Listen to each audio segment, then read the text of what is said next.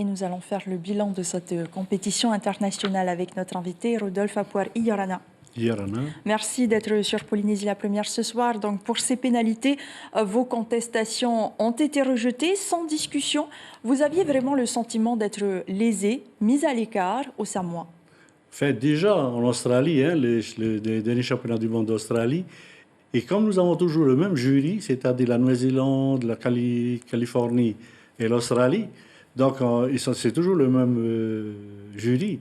Et là, cette année, on a encore affronté à cette équipe-là qui ne veut même pas entendre. Parce que quand on met une protestation, donc on a un débat, on vérifie et on suit avec le jury où l'infraction a été commise. Mais là, il n'y avait rien du tout. Notre protestation a été rejetée.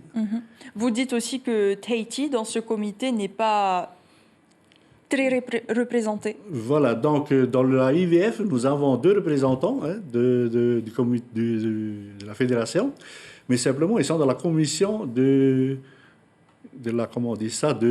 pour la promotion du VA. Pour la promotion du VA. Donc ils sont plus bas et donc nous avons demandé vraiment à ce qu'on rentre au moins dans cette commission où il y a toujours des litiges pendant les courses, que ce pour soit avoir un poids notamment en distance ou en course de vitesse. Et donc, ce n'est pas la première fois que la Polynésie fait face, vous venez de le dire, à une réclamation de ce type. C'était déjà aussi arrivé en Australie en 2019. Cette règle de contournement, justement, de bouée est assez illogique, puisque si le VAA qui est en tête se fait bousculer par le second, eh bien, il reçoit la pénalité. Est-ce que vous avez tenté aussi de faire changer ce règlement? Voilà, donc on est rapproché du comité. Mais vous savez qu'un règlement, c'est l'Assemblée générale qui le décide, qui va le déterminer. Donc on a fait part par notre avocat de se rapprocher pour qu'on règle ce problème de ce règlement, pour que vraiment on l'enlève. Parce qu'apparemment, c'est un peu le règlement des voiliers. Et quand on compare le voilier et les VA, c'est 2 embarcations différentes. L'autre, il a un poids, une vitesse avec la voile et tout.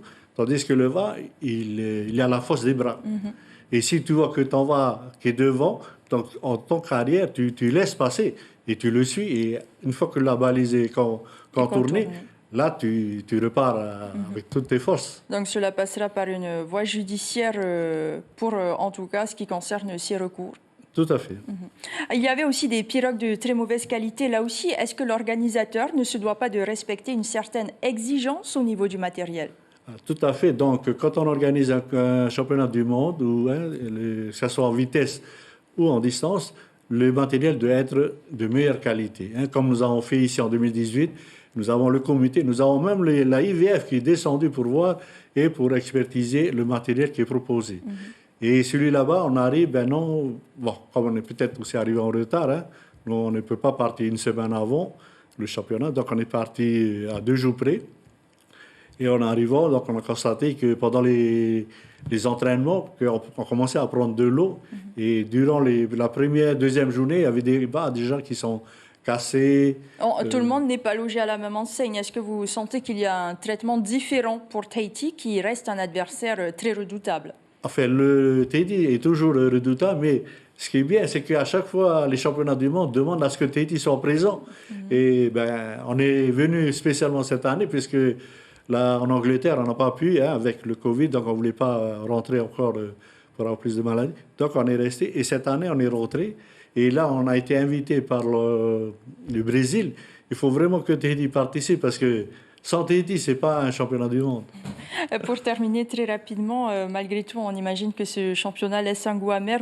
Vous gardez le cap, malgré tout, pour les prochains championnats du monde de vitesse qui se tiendront à Hilo, à Hawaï, l'an prochain.